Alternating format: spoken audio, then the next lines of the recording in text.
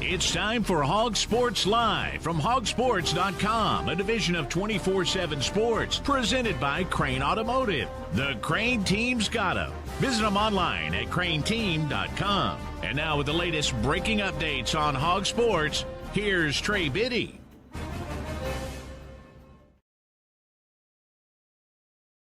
What's up, everybody? Trey Biddy with HawgSports.com, HawgSports.com. Well, it's March Madness finally. Daylight savings time is hit. You know, it's time for the SEC basketball tournament in Arkansas getting started on Friday, just a few days away. And we don't know who they're going to play yet. South Carolina, Oklahoma, Texas A&M. Spring football on the horizon. Also, that starts Sunday. We'll actually have a luncheon and a press conference with Ryan Silverfield and also get to have a little meet and greet with some of the assistant coaches on Wednesday. And, of course, baseball going on right now. And SEC baseball schedule gets started on Friday against Mississippi State and Fayetteville. We'll talk about all that. Connor Goodson is going to join us as well on today's episode of Hawg Sports Live.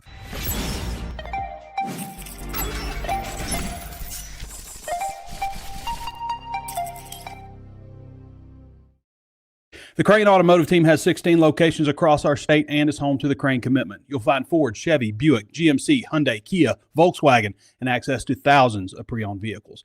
Vehicles for every lifestyle and every budget. Even if you're not in the market for a vehicle, the Crain Team Service Centers offer the latest in vehicle diagnostic technology and certified technicians to take care of your vehicle and get you back on the road. Check them out at crainteam.com. Hawg Sports Live is driven by the Crain Automotive Team. You've done it. Now you're the Crain Cash Champ. You just won big with the Crain Team. Go ahead, soak it up. How could you not feel like a winner? You dominated with our low price guarantee, and you got way more for your trade. Plus, with statewide delivery on thousands of vehicles from 16 locations, and the fact that we'll beat any other dealer's price, we make our Kansans feel like champions every day. That's winning. That's the Crain Team. Visit crainteam.com. Okay, so it's daylight saving time, which always brings up the controversy. I want to know everybody's opinion. This is a little off-topic way to start things today. But do you believe in going to a permanent daylight savings time or standard time or somewhere in between? I'm not opposed to 30 minutes in between, and I'll tell you why. It's not like Arkansas is the only country that's, not or Arkansas. It's not like United States would be the only country that's not on like the 60-minute deal. India right now, it's a half hour difference. Nepal is 15-minute difference. And the reason I say that is because like it's 8:30 in the morning, and it's still dark outside in January. You'd get rid of the December 5 o'clock sun, darkness, but, there'd be a trade-off. I'm interested to hear what everybody's comments are. What do you think? As I mentioned, there'll be a luncheon with Ryan Silverfield and assistant coaches and staffers for media members on Wednesday. There's not going to be any media. It's just kind of a meet and greet, putting some faces to names, saying hello. That'll be about an hour. And then at 1 o'clock, Ryan Silverfield will have a press conference to preview the upcoming spring. So that's what's next in football. We're going to talk a little bit more on the back end of the show about some of my expectations for spring football, what I'm hoping to see. But just so you know, it all gets started on Sunday at 4:20 p.m. With practice one. And then they'll go Tuesday, they'll go Thursday, and then they'll take spring break. And then it's back on that Thursday schedule for the next 4 weeks, wrapping up with the red-white game on April 25th. We do not yet know a time for that. Okay. We're going to bring Connor Goodson in now and dive right into this basketball SEC tournament. Connor joins us on the Ozarks Go hotline, if I can find it. There it is. Connor joins us on the Ozarks Go hotline. If you're looking for fast, reliable, consistent internet service, check them out at 479-684-4900 or go to ozarksgo.net/hog. Find out if they're available in your area. It is a local company, parts of Oklahoma, northwest Arkansas, north of the tunnel. I've used them for a number of years and I have nothing but good things to say about them. Connor, how's it going? How you feeling? Had a rough day with some sushi last night. That's what I heard. Yeah. Not feeling too great this morning with some sushi. didn't sit well with me, and it's storming right now. So we'll see how reliable my internet is and up through these storms. Well, get it all out of your system because you're going to be in Nashville for the Yep. SEC basketball tournament. We know that Arkansas is going to play either South Carolina, Oklahoma, Texas A&M. Texas A&M's kind of a scary team because of the way that they play, up tempo, and even though they're a 6 seed, they're kind of right there. Like they kind of got to win. They got to do a little bit of damage to get into the NCAA tournament. They're right there on the cusp, so they have some work to do. So kind of a dangerous team if you run into Texas A&M.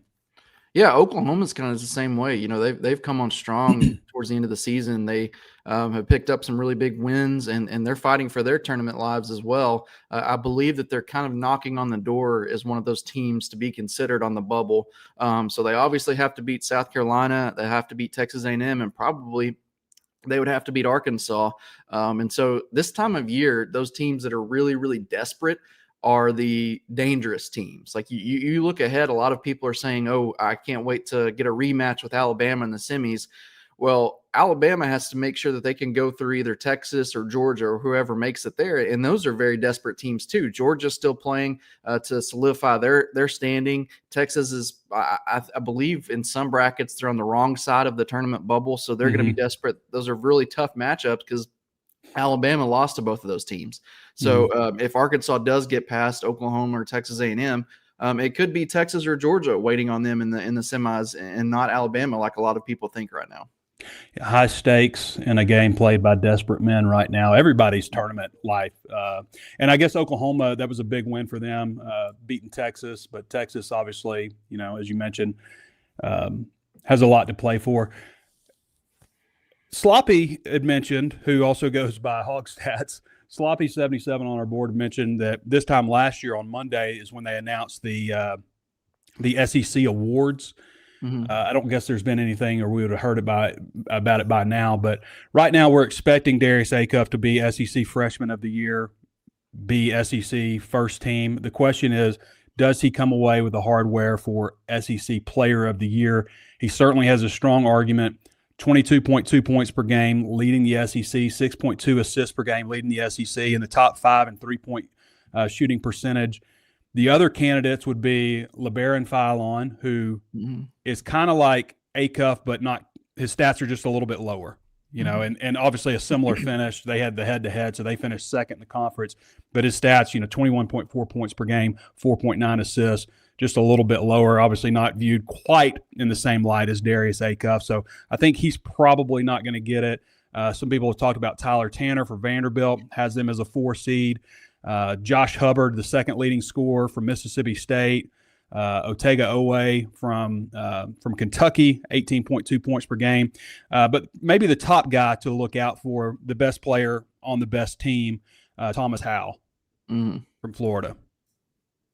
What are your thoughts? 17.1 points per game, 6 rebounds per game for Howell. Yeah, I mean, is that how you say it? Is it Howell?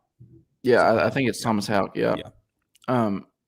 Traditionally, this award, and I feel like that the SEC told us a lot of how they're approaching this with how they divvied out the Player of the Week award on throughout the season. Darius Acuff only won Player of the Week one time, and it was when he didn't win Freshman of the Week. He won Freshman of the Week like seven times, which set a record. And so I think that the SEC is saying that, at least with that they were saying that, Darius Acuff, well, if you're the best freshman, then you possibly just can't be the best overall player too. You can only be one of those things. And I think that that's maybe probably how they're going to approach Player of the Year. But I do think Darius Acuff deserves to be Player of the Year. Let's be honest. Just what he's doing is incredible. He's doing stuff that hasn't been done since Pete Maravich with his points and assists. He's clearly the best player. And I know some people, I saw it a little bit on social media that people were trying to say, well, see, Arkansas really didn't need him that much if they were able to go on the road and win with it. And I'm just like, is that how fans talk? Yeah. Sometimes that's what I was seeing on social media, and that's how they sounded in my head. But yeah. Because they sound ridiculous. Because if you watch that game, you could tell that Acuff's presence was desperately missed for significant stretches in that game, just his shot making and offensive ability. So when you look at it like that, I mean, I just don't see how, especially if you're just going by the pure numbers, Darius Acuff has everyone lapped. It's a no-brainer. He impacts winning in ways that I think a lot of people don't understand. They just say, well, he's not great defensively, but he's just so good offensively. And what he's able to do, I think his defining performance was against Alabama. It showed you what he was able to do. His biggest competition is Ladarius Philon, and you saw firsthand he was able to outplay him on the same floor. So there's no question that I think Darius Acuff deserves Player of the Year, but the way the SEC has kind of handled it throughout the season, giving him, Freshman of the Week instead of Player of the Week, it feels like they may be going in a different direction for Player of the Year, and he's going to have to settle for Freshman of the Year, which I don't agree with, but just brace yourselves for that. Yeah, just one, as you mentioned, just one SEC Player of the Week honor, even though there were plenty of times you could have said he should have won it. Yeah, I mean, it'll be what it'll be, I guess. Yeah. We'll see. So Arkansas, there's always the potential he could be co-Player of the Year too. You could never count that out. Win it. Yeah, honestly. I'm not a big fan of like putting 10 people on first team all SEC team either. Like just 5. Okay, let's move along. So Arkansas, as we stated, is going to play the winner of Texas A&M and either South Carolina or Oklahoma by virtue of getting the double bye. That is game 12 on Friday, March 13th at 9:30 p.m. Eastern time, 8:30 p.m. Central time. Of course, that's not really the time. We know it's, 20 minutes after the conclusion of the first game? It'll be later. Of the previous game? Yeah. Yeah, it's going to be a later game. So what do you think? What do you think about Arkansas's chances in this with Acuff having sat? Well, we didn't even talk about the Missouri game first. I mean, you touched on it just a little bit, but they hit a little bit of a lull there in the second half of the first half, and took into overtime. Obviously, it was great to see Trevin Brazile on Senior Day with the nail in the coffin 3-pointer, and it looked like Wagner had the ball. What happened? The ball slipped out of his hand, and why didn't he just reset? Like, what do you? Yeah. I don't know what exactly was. I've never seen that before. Yeah, I've never seen a lot of things that happen at the end of that game. I mean, Arkansas continuously let Missouri have chances by missing free throw after free throw, and leaving the door open. And Missouri just acted like they didn't care. They didn't want to win, and they would go right back down and give it away. And so Arkansas really, I thought they grinded it out and they made the plays that they had to make. How about Malik Ewan hitting his fourth career 3? It was his 5th attempt ever, and he drills it in clutch time.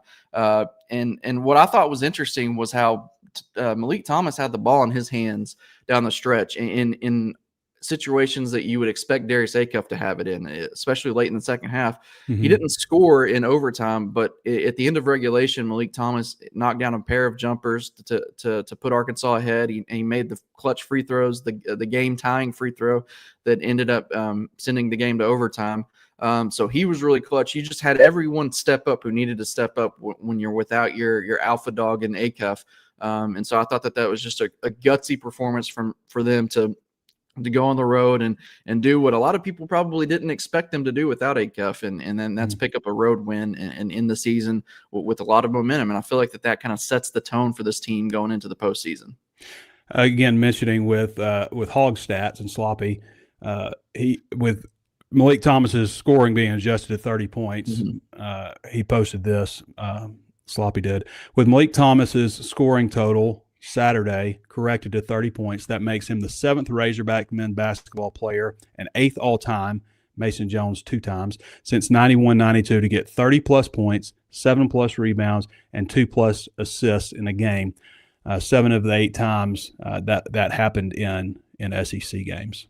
So, by the way, I was taking my daughter to school this morning. I was listening to Chuck and Bo, and Chuck Barrett said that at halftime they did the presentation of the Battle Line Trophy, and Eli Drinkwitz is running sideline to sideline to get everybody hyped up in the arena. And of course, we know the student section is doing the "We Own You" chant Of course, which is interesting coming after a loss in the previous game. Yeah. But it's pretty sweet to beat Missouri, and wish that things could take a turn in football also. But maybe they will now that that game's moved, and it'll be in October in Fayetteville. And you touched on it with Trevor Brazil, man. The crap that he's had to go through and deal with from that fan base since he transferred to Arkansas. Just the unnecessary, rumors that they've started, the heckling, the crossing the line, celebrating his ACL tear way back when was a sophomore. Just the stuff that he's had to deal with, and for him to go in and he's the one that delivers the dagger. I mean, you can't get more poetic than that. And I thought that was a beautiful send-off for him in his final regular season game of his career at the place where it all started. For him to be the one that delivers the death blow is just, man, chef's kiss, 10 out of 10, perfect. Bet Saracen is Arkansas's #1 sports betting app, by the way. And you can right now, if you use the promo code BIDDY250, capital B, lowercase IDDY 250, and you make your first bet after signing up at Bet Saracen of $25 or more, you can get $250 back in bonuses to bet on Bet Saracen. So a pretty sweet deal right now for signing up on Bet Saracen. Arkansas, Connor, is plus 700 to win the SEC tournament. The only team that's in the negative is Florida at minus 180. But Arkansas and Alabama are both plus 700. The other double bye team, Vanderbilt, which got there by virtue of beating Tennessee, which is also interesting that everything fell right for Missouri, and to get the 4 seed, they just had to beat Arkansas and couldn't do it without Darius Acuff, and are now an 8 seed. But and they're going to run into. I mean, they got some hungry teams coming at them too. But Vanderbilt is only plus 1750 right now as a team with a double bye. Tennessee is plus 850, who they just beat and does not have a double bye. Interesting. I mean, you only got to win 3 games if you're Vanderbilt. That's not bad. That's not a bad. Yeah, but everything goes through Florida, and I think that's where everything goes through Florida. They do. There's a reason that they're minus 180. Yeah. There's a reason. What do you think about Arkansas's chances given this? Is this a good bet plus 700? I personally, I mean, it's a good value bet, I guess, if you're dead set on betting on the SEC tournament. But because you look at it, I do like Arkansas's chances if they do match up with an Alabama in a neutral floor. I feel like that they could win that game if it plays out similarly to their first matchup. I do like Arkansas's chances in a rematch with either Georgia or Texas as well on a neutral floor. But if you win that matchup, then you go to the championship game, you're probably more than likely going to have a rematch with Florida. And while I said this previewing the game against Florida last week, like they're not as good as they were last year, they're certainly playing close to it now at this point in the season. And I think that they're just one of those teams that's kind of a buzzsaw right now. They've won, I think, 13 straight games.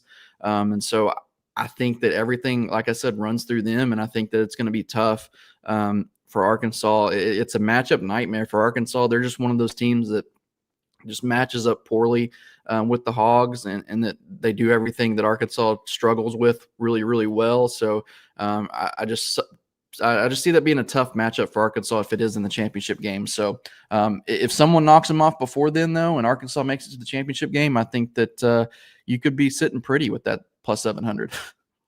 Arkansas's Fab 5 for Bet Saracen. Man, I love Bet Saracen's promo page. Promos, man. Lots of options for profit boosts, bonus bets, and more. Who you flirting with now, Pat? Not flirting, working. Talking with my Bet Saracen host. She's putting together an event for VIPs. You know any?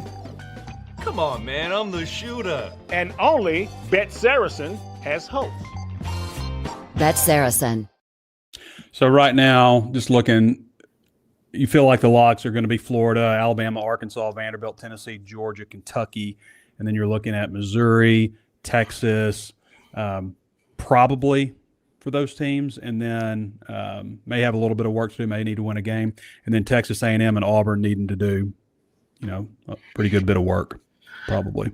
Yeah, I would have Texas A&M probably in much better position than Auburn right now. Auburn's just, I mean, they do have a stronger schedule than most, and that's what's keeping them in talks for this at-large bid. But Auburn certainly needs to do some damage and go on a run here to really solidify their spot in the field.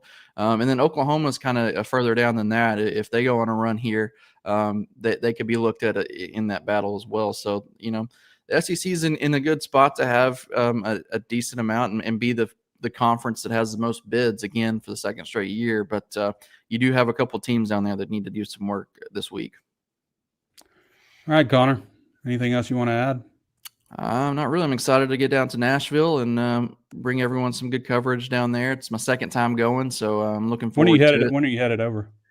Probably Thursday morning. I'll head over there and try to get some of the afternoon, evening games, check out some of those and get settled in before Friday. All right. Appreciate you, Connor. All right. Thanks for having me on, Trey. Good talking to you, buddy. All right, everybody. That's Connor Goodson. Follow him at Connor Goodson on X.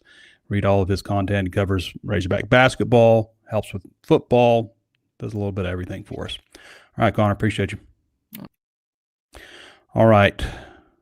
So next up, I don't know if I started a questions thread on our board. I might have forgotten to do that. I'm having a hard time finding it, actually. So baseball is going on right now, I guess. The game is slated to start at 12. You got James DeCremer starting today versus Stetson. Arkansas lost 4-1 in the last game. So it's a 4-game series, so they're 2-1 right now. Colin Fisher took the loss for Arkansas, looked human in his fourth outing of the season, allowed his first earned run of the season in the fourth inning when Foster Apple lined a 3-2 fastball into the hog pen to tie the game. Then a throwing error by Carson Brumbaugh was followed by a double by Landon Russell, and that brought Jaden Hilton in. Hilton hammered an 0-2 hanging curveball into the bullpen into left field, and that gave them a 4-1 lead, and that was the final score of that one. So today, this is the last game. DeCremer, by the way, is the Oregon State transfer. He's got a 1.17 ERA, 7.2 innings pitched so far, 2 starts. This will be his third. So up next for Arkansas baseball, you've got Mississippi State. This game will be, again, just like today's game on SEC Network Plus.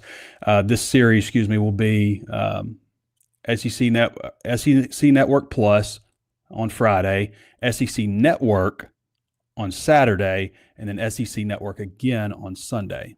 And then you've got a midweek game on Tuesday on SEC Network Plus, actually 2 games against Northern Colorado, both those games on SEC Network Plus, and then you're at Columbia on March 20th, 21st, and 22nd. And all of those are on SEC Network Plus. So that's what's up for Arkansas baseball moving forward.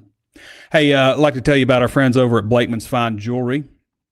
Proud to be the official jeweler of the Arkansas Razorbacks, and I would encourage you to check out their store in person at their new location, 3202 Pinnacle Hills Parkway, Rogers, Arkansas, 72758. But you can also shop them online at blakemansfinejewelry.com, and they also offer delivery, and you can use the website to book an appointment. Also, built on tradition since 1987, Blakeman's has been Northwest Arkansas's trusted destination for exceptional jewelry and personalized service. Blakeman's Fine Jewelry, where Arkansas gets engaged.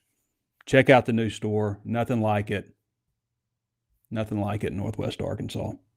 Nothing like it in the state of Arkansas. Nothing like it in the region. And good people. Obviously, the official jeweler of the Arkansas Razorbacks, big supporters of Razorback athletics as well. Okay, spring football. I do not believe I started the game thread, or the game thread, the question thread. So I'm going to do that real quick. Did I start it? I did not. Post questions here. Going to be short and sweet. Boom. So here's an interesting topic while I'm doing this. Okay. Oh, here it is. Okay, I've got it. We had somebody talking about the bathrooms. There's been obviously discussion over the recent years. Somebody talking about the urinals in Bud Walton Arena. There we go. All right. Somebody talking about the urinals in Bud Walton Arena. And I don't know about you guys, but like when I go to the men's room in Bud Walton, it's usually when I don't really have to pee. I just kind of have to, and it's before the game or it's at halftime and I just don't want to have to get up during the action. So it's not like I'm just have this huge urge to go. But you're in there. I know I've talked about this before, but there's people talking about should they renovate the restrooms, and you're in there and you're literally shoulder to shoulder. Guy right here. There's no partition. It's just right there. And on top of it, you feel the line of people behind you waiting. You can feel how they're anxious for you to wrap it up so they can get in there. And I'm not going to lie, I get stage fright there more than any other bathroom I've been to, particularly because I don't really have to pee, but also just the environment. And I've fake peed in there. I'm sure you have too, if you know what I'm talking about. Should they renovate these bathrooms?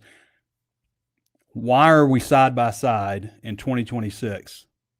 Yes, they need to expand the concourse and all that stuff. I was looking at NCAA tournament sites, and one of them is OKC. And I went there last year for college the playoffs. It's actually not the finals. It was the conference finals. But anyway, against Denver, I went there for the playoffs, and I was just blown away with that. I'd never been into that arena before, but just the size of the concourses, the restaurants, basically restaurants in this place, and the restrooms. And they're tearing it down, and they're building another one. They're building a new arena. Now, I don't think that much needs to change inside Bud Walton Arena and stuff, but there are some things like the restrooms, the concession areas and stuff that could be better. Like, there's one place that I'm aware of in that arena, and I've looked to get a draft beer. One place. It's like $15, but it's a big one. You get an IPA, little Goose Island IPA. Anyway, I found that comical. That was a thread on our message board because I have had the exact experience with that restroom. All right, we'll get to the questions here in just a little bit, but I want to talk a little bit about spring football, some of the things that I'm anticipating. So we've got a quarterback battle. That's the number one to me. Aside from like the newness of everything, the overarching newness, how does Ryan Silverfield run his practice, all that stuff. We had a question the other day talking about because there's, when you compare somebody and you have a negative attitude, you tend to compare them to the worst, like Ron Roberts. I get John Chavis vibes from Ron Roberts, or Ryan Silverfield, the next Chad Morris. He's comparing them to the worst possible example, right? And so somebody was asking about Ryan Silverfield's practices and how they're going to be constructed and organized and all that stuff. And each coach has a little bit different way they do things. Sam Pittman used to always start practice. You'd have, like not a county fair, but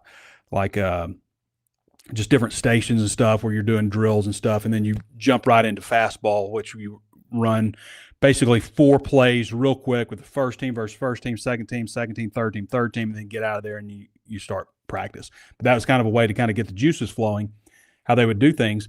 Brett Bielema used to start practices with Hey Jude because that's what the band started with. And like he would like kind of replicate the songs that the band was playing in practice. They'd have music at, certain parts in practice and stuff.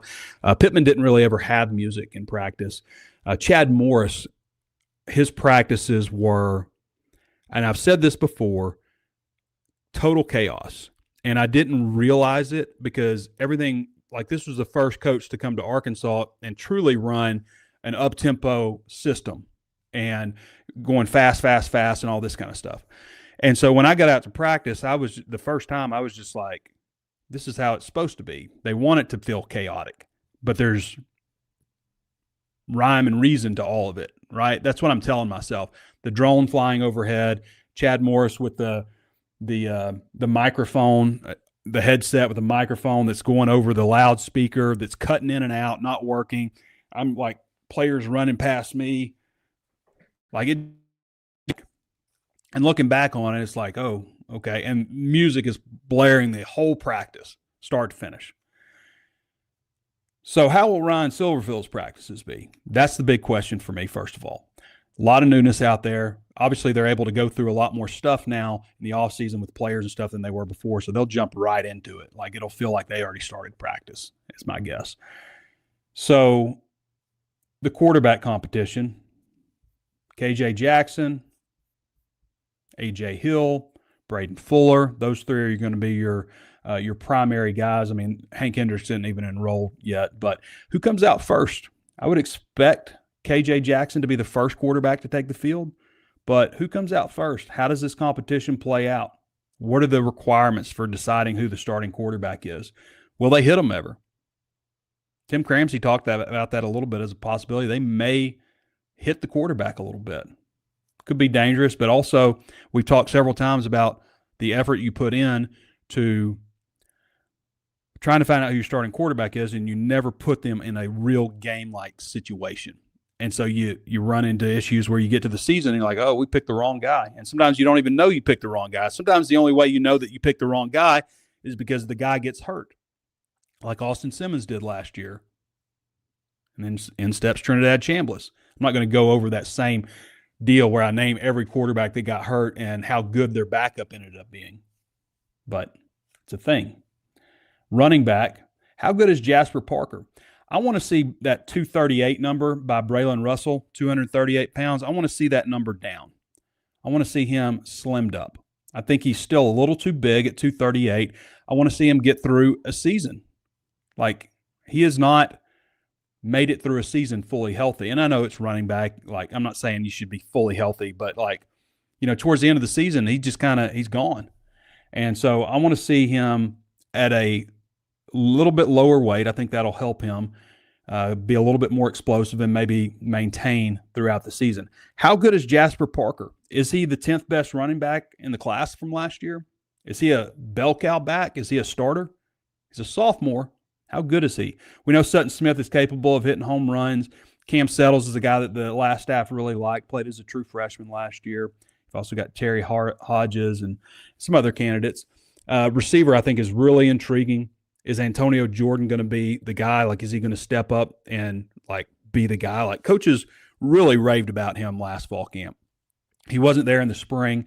Then he had the high ankle sprain, kind of hit that freshman wall, then had the high ankle sprain. Never was really a factor last year. But they talk about him as a guy that's like a budding star. Is Courtney Crutchfield going to realize his vast potential? Jalen Brown is back from injury. Jalen Brown has a lot of potential. C.J. Brown is back. Jelani Watkins, speedster from LSU. Jamari Hawkins, who was productive at Memphis last year.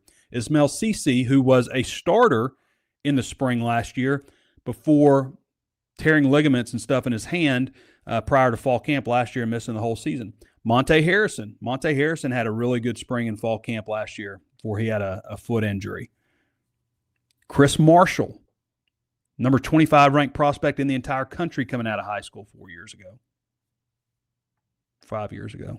Well, 4 years right now. Donovan Faupel is, he going to translate from the group of five level to be as productive. We've seen other wide receivers, have a lot of success coming from a lower level at Arkansas. So there's a lot of interesting candidates. At wide receiver. 3 of them will start.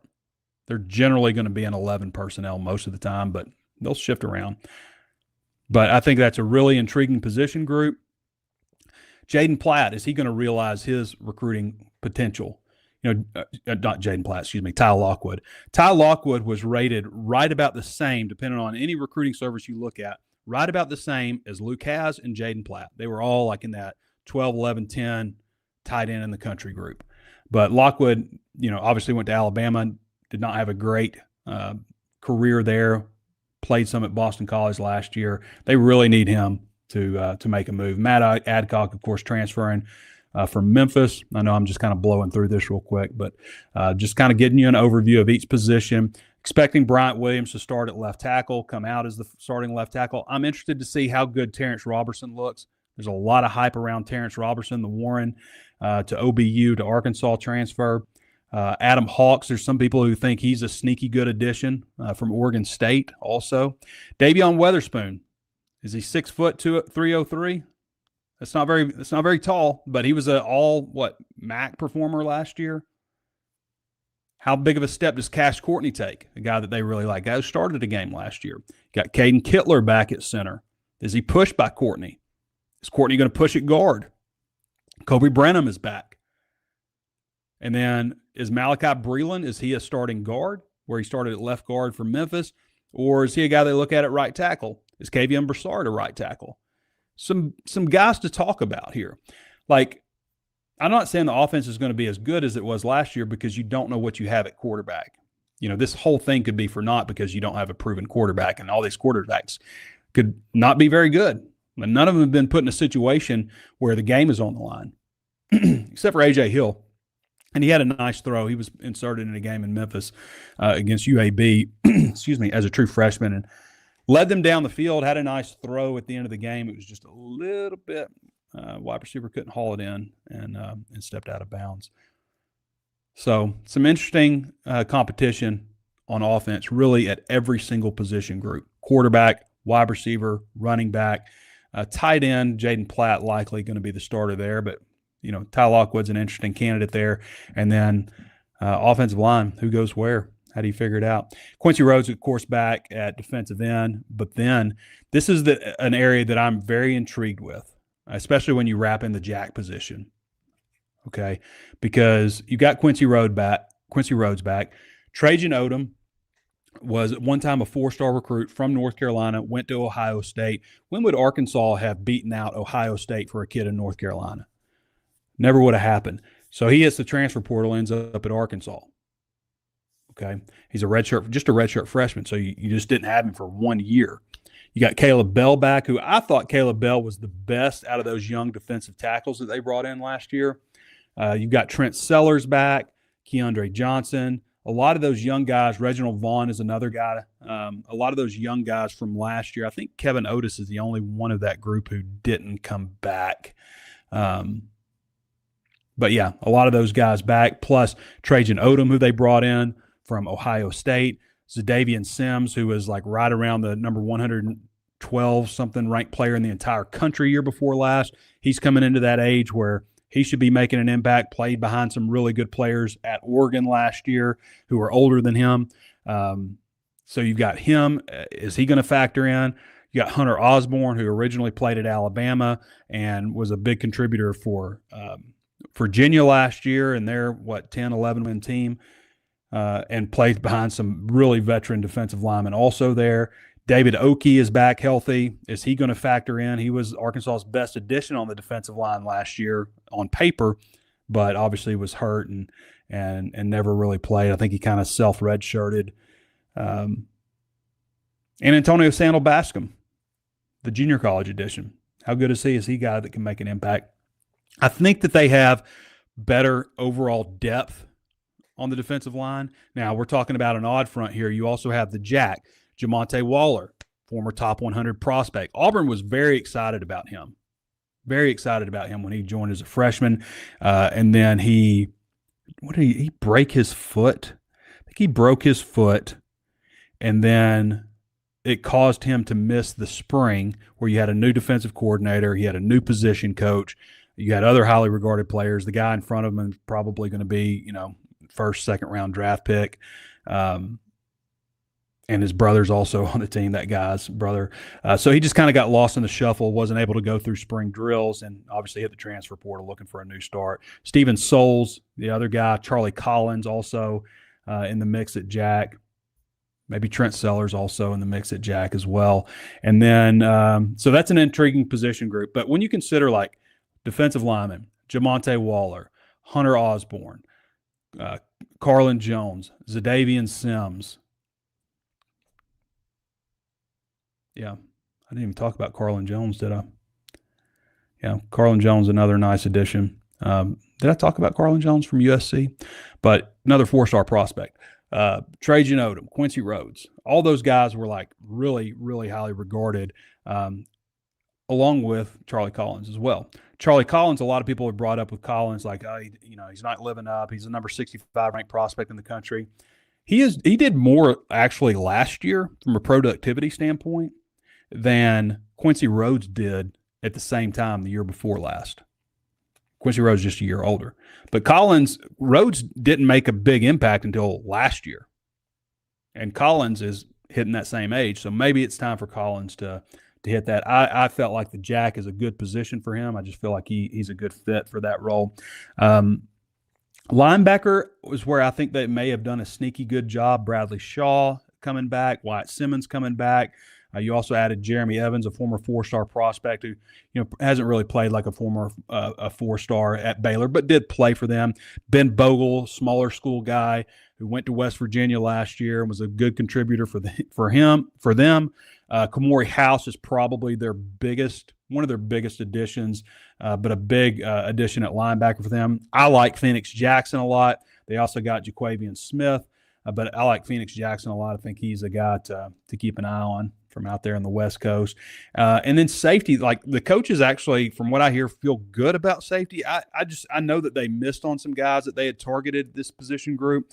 Carter Stoutmeyer from Colorado has a lot of experience playing. This is an interesting group. You got Miguel Mitchell back. You don't have a whole lot of guys back, but this is an interesting group. There's not a lot of star power at safety. And it depends. Like, is Christian Harrison, is he a safety or is he a nickel? Because Christian Harrison is a good player. Tyler Scott was very highly regarded. Tyler Scott, if you remember, was recruited by Arkansas State, blew up, 4-star, all this stuff. Everybody's coming after him, ends up going to Auburn. Transferred from Auburn to Georgia State. I don't know what happened there exactly, but transferred to Georgia State and then comes back around and commits to Arkansas. Is he a corner? Is he a nickel? Is he a safety? Don't know. Question about where he plays exactly, but he's got good size, like 6'1", 200 pounds. You got Jaheim Johnson, Joker Johnson, one of their biggest additions from the transfer portal from Tulane, very highly coveted guy that they got. That was a big get. Lakai Rowland, who started at Maryland. Braden Lee, who was a top backup at Maryland, who was a former 4-star prospect. Jalen Copeland, Brandon Ford, some candidates at cornerback. If I'm ranking, I have a high level of expectation that enough guys on the defensive line are going to emerge and they're going to be good there, then linebacker, then secondary, probably the order that I would put it in. Can the secondary be worse than it was last year? You get in trouble saying that because I've said that before and holy crap, they're worse. Max Gilbert transferred from Tennessee. At kicker, Connor Smith, freshman, probably the punter. Adam Johnson, probably the long snapper. But a lot of questions. I don't know what our availability is going to be for spring. I really hope we get to watch some team periods. I'm not expecting them to open up the entirety of spring football, but hopefully we get to watch some team periods and get a good idea of, and for me too, yes, I want to watch some team periods, but I'd really like watching the players individually, see how they move, see how they're built. I can remember last year going into spring and, there's so many new faces. And I remember almost immediately Mike Washington jumping out to me and Rohan Jones going whoa, both these guys. And I really like Corey Robinson also. And of course, Shaq McCroy, just the sheer size of Shaq McCroy. I jumped on that Shaq McCroy bandwagon hard. Hey, I'd like to tell you about our friends over at Walker Brothers for distinguished men's clothing, the finest men's clothing from around the world. Oops, that's the wrong logo. Bringing you the finest men's clothing from around the world, carefully selected, last, fit right, and help you look your best. From the game day essentials to distinguished luxury wear, the perfectly faded pair of jeans to a meticulously crafted suit. Check them out at 577 Millsap Road, Suite number 6 in Fayetteville, or they've been there for a long time. Their brand new location is 3503 South 55th Street, Suite 101 in Rogers. They have A lot of great brands, stuff that I've had in my closet forever. This pullover, this hoodie that I'm wearing right now, this is a great hoodie, by the way. It's practical for everything. Got it from Johnny O at Walker Brothers. It's got that nice stretchy, great for golf, great for bowling, great for any kind of casual sports event you want to do, throwing darts, recreational sports, or just wearing around and doing podcasts. It's very comfortable. And they got a lot of great stuff like that. Stuff that's affordable, stuff that'll last, stuff that's a little more high end, a little nicer. You get fitted for a suit. Yeah, check them out. Great place. And let's see.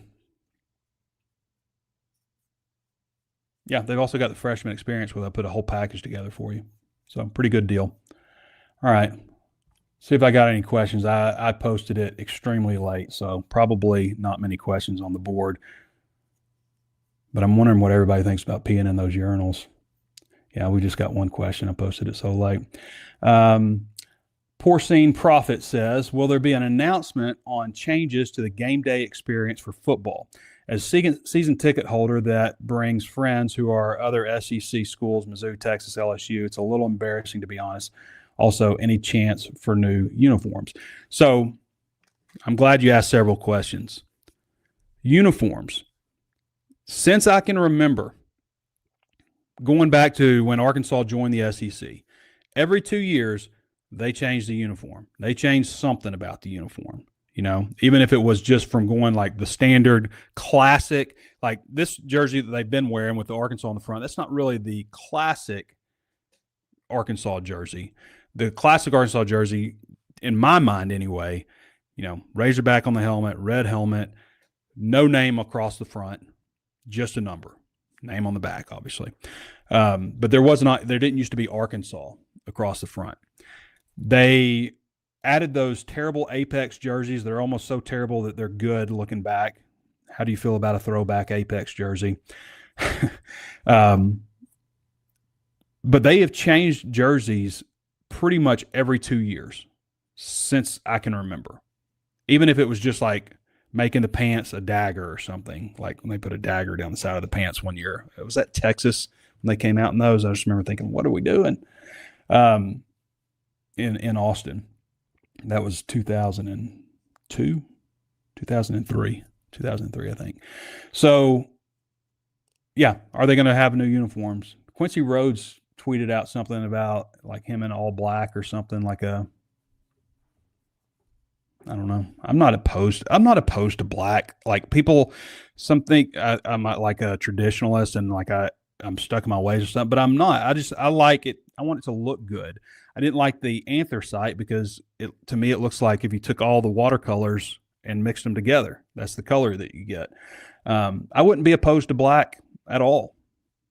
Bring it out for a game. I love the chrome helmets. I think most people do. I'm surprised they don't use that more. I think it looks best when you pair it with white versus and wear it for a night game also.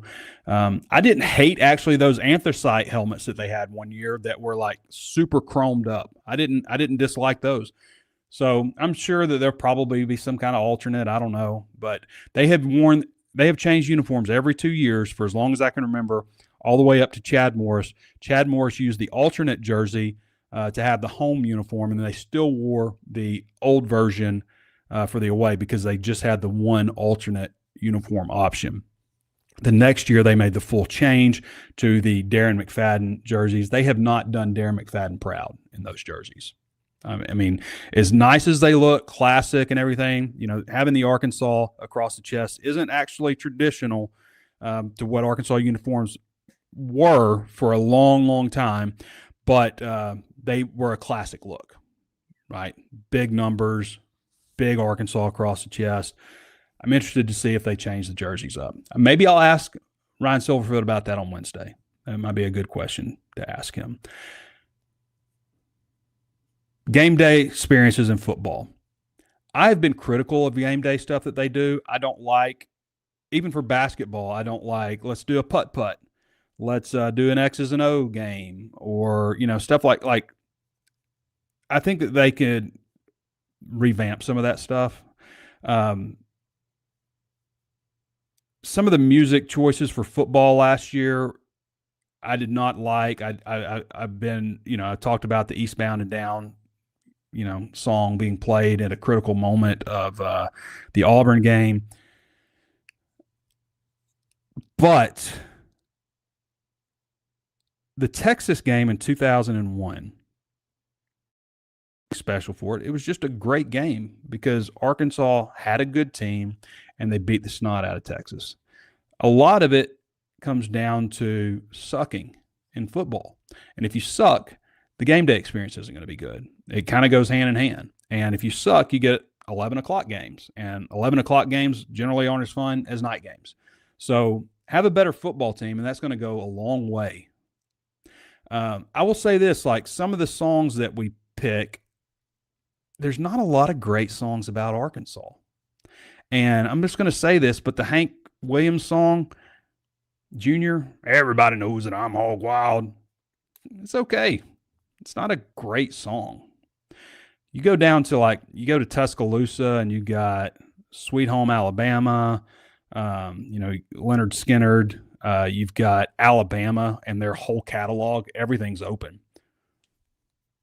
Play Me Some Mountain Music, Dixieland Delight. I mean, they got a sing-along going. And, they're also always going to play Sweet Caroline, which is always fun to play in a big stadium. LSU, you're going to play Well, you put down the fiddle and you put down the bow. You're going to do a little Louisiana Saturday night. There's a lot of good songs about Louisiana. Just not a lot of great Arkansas songs. Chris Stapleton, we got that. But yeah, that's part of it. The LED stuff too. I mean, basically, I feel like everybody in the SEC now has the LED light show deal, and Arkansas doesn't. And I will say, watching on TV, it's just kind of like, being there in person, it's actually really cool. Ole Miss had it last year. Tennessee, those were two games that I was at that had it. Texas was a day game, so it ended at night. I don't remember if they had that or not, but anyway. So, yeah. Game day experience is going to be better if you got a good team, bottom line. We got another one. This is from Live and Guy. Trey, I'm not sure I've seen it reported or explained, but the Tyson patch deal with Arkansas exclusive to Tyson Foods, I believe so. Or can other companies? I think Brandon Marcello posted that it's just going to be Tyson, the Tyson patch. I guess you could use other brands if you wanted, other Tyson brands, Ballpark. Other companies to sponsor as well. Also, has anyone looked into the Arkansas legislators signed the letter to the BOT and where they attended college? Perhaps these some A-State alumni trying to curtail the Hawks. Maybe, I don't know. I did have an incorrect report on some of the guys that had signed that, like Keith Brooks did not sign that. His name was listed on the original draft that was put together, but he saw it and chose not to sign it. So I issued that correction. But for some reason, he was on the original draft. Okay, see if we got any interesting comments. How long are we going? Oh, we're going over 54 minutes now. Can't believe we won without A-Cuff, says Fishman. Angelo, I can't say that last name. I don't think it's real. Trey, let me take you on at Back Nine Golf. I'll be in the Soapies. Yeah, you can BYOB at Back Nine Golf. If anybody has interest in playing golf when it's raining or when it's cold or just getting out there and hitting some balls, I love mashing golf balls, and I love going to Back Nine Golf. The Back Nine Golf just opened in Fayetteville. Just opened. And it's been a big success, I think. There are a limited number. I think they're probably getting pretty close on how many people they're going to let sign up. So if you are interested, you can go to theback9golf.com and you hover over, the states, and there's Arkansas, and then Fayetteville is the only place in Arkansas with the Back Nine Golf. But for those wondering what it is, there are 4 hitting bays. One of the bays is also like a VIP area that you can rent out. It's got a pool table, bar, places to sit, and all this stuff, plus the hitting bay. The bays use the what is that called? Full Swing? Is it Full Swing golf simulators? Each of these bays probably got 60 grand in them. They're 4 bays. Each of them probably have 60 grand in them. The technology, and what I love about it too, like when you hit into a simulator and it hits the screen, and then it takes, there's a little bit of delay, and then it goes off. Well, these all have like the lasers pointed at the screen and stuff. So when you hit the ball, not only do you get every single bit of measurement, like from swing, from club head speed to ball speed, spin rate, smash factor, everything that you could possibly want, and also easily log everything. But when it hits the screen, it just keeps going. The ball keeps going because it's like instant. I really like that. What did we play? The Bear Course at Pebble Beach last time I was there. Anyway, you can do a free demo. Just go to the website. You'll see all the information. It's over on College and Ash, like where Green Acres splits off. It's like right there. There's a CrossFit there, and it's right there. So I've really enjoyed it. All my buddies enjoy it. You should definitely check it out.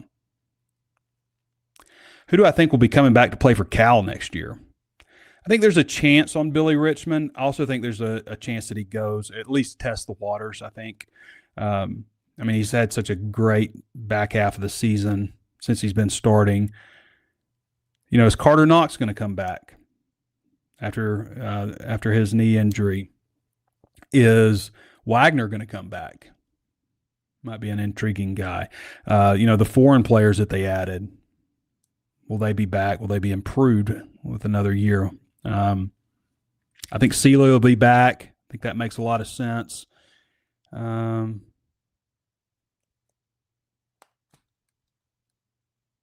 Might just be a handful of guys.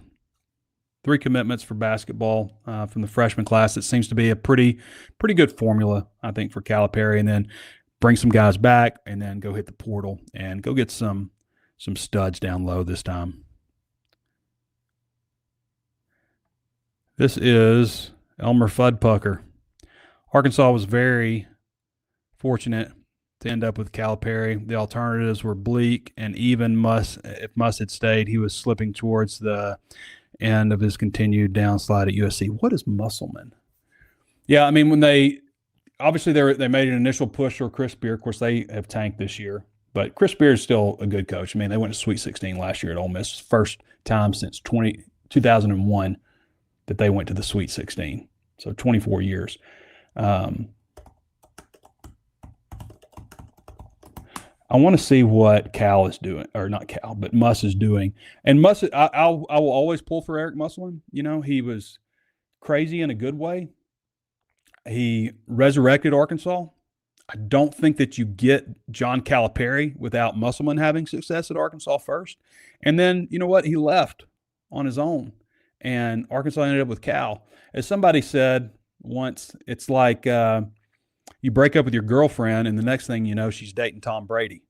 And that's kind of what Arkansas is doing. Yeah, USC has lost 1, 2, 3, 4, 5, 6, 7. 7 straight. 7 straight losses for USC. That's tough. I'm pulling for Musselman to win. Why wouldn't I pull for him? Nothing he has done has hurt Arkansas. He led him to 2 Elite Eights and a Sweet 16, and then left and let us bring in Calipari. Why would you? Thoughts on NBA players wearing Arkansas gear? I don't understand what's going on, but there's been at least like 3 of them. Durant was the latest. Booker did it. Did Morant do it? I don't know what's going on. I know that it's like, branding by Nike and stuff, and maybe supporting Calipari and stuff. If I was a Arkansas fan and, I don't know, Bobby Portis wore some Kentucky Nike shoes, I'd be pissed, I think. I don't think I would like that. But it also goes to show that, for a guy like Booker to do that, he holds Cal, that he went to play for John Calipari, not for Kentucky so much. And maybe the same thing with the guys at Arkansas right now. But I don't know how I would feel about that if I was a Kentucky fan. Maybe I wouldn't care. Let him do what he wants to do. Heard anything about the stadium naming rights? This is from Sports Propaganda TV. I have not, but we also don't get a whole lot of chances to talk to Hunter Yurachek. But I would hope that they get that figured out. And maybe something will happen soon. I mean, it's been 2 years without it. Love the show. Appreciate you. Thanks, Sports Propaganda TV. This is from 360 Tip Top. It says, hey, Trey, will there be any announcement on changes to game days for football or new uniforms? You might have been asking on the other one. I think we covered that pretty good. How's Jaylen Brown's recovery coming along? I might need to ask on that on Wednesday. Get a little more clarification. Fall back and leave it back.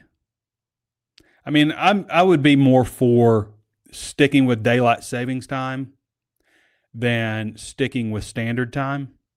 And I would be more in favor of sticking with daylight savings time versus changing twice. I would not be in favor of sticking to standard time and not changing, even though I think it's annoying. And I think research kind of shows that it's an annoyance. It throws people's schedule off. It leads to productivity issues and all that kind of stuff. But also you got, you want your kids going to school at 8 o'clock in the morning and it's dark outside. And what about the kids that walk to school? Definitely more car accidents at night. War Memorial bathroom was traumatizing as a little kid. Yeah. Was it just a trough? I remember back in the day, what was it? JR's Light Bulb Club had that trough bathroom. Man, it was rot. It was just rotten in there. Just pee. Anybody ever see the video of the guy going to the trough and picking up the little disc and washing his hands in the pee? Well, that person, I think it was like Swedish person's like video, and so they're like, yeah, I can imagine the War Memorial bathroom was traumatizing as a kid. Like yeah. How badly is baseball going to do this weekend versus Mississippi State? I don't know. Let's see how they go. I mean, it hasn't been like the roaring start that everybody expected, but we'll see what happens.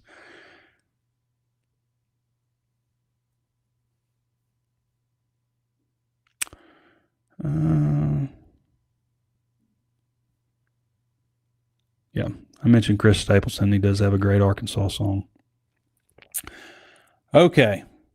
There's also that Alabama, Arkansas. I do love my ma and pa. That song.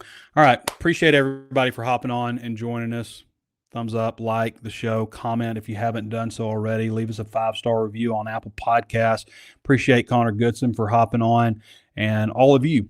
And guys, if you want great basketball coverage, if you want spring football coverage like nowhere else, come check us out at HawgSports.com. Certainly be glad that you did.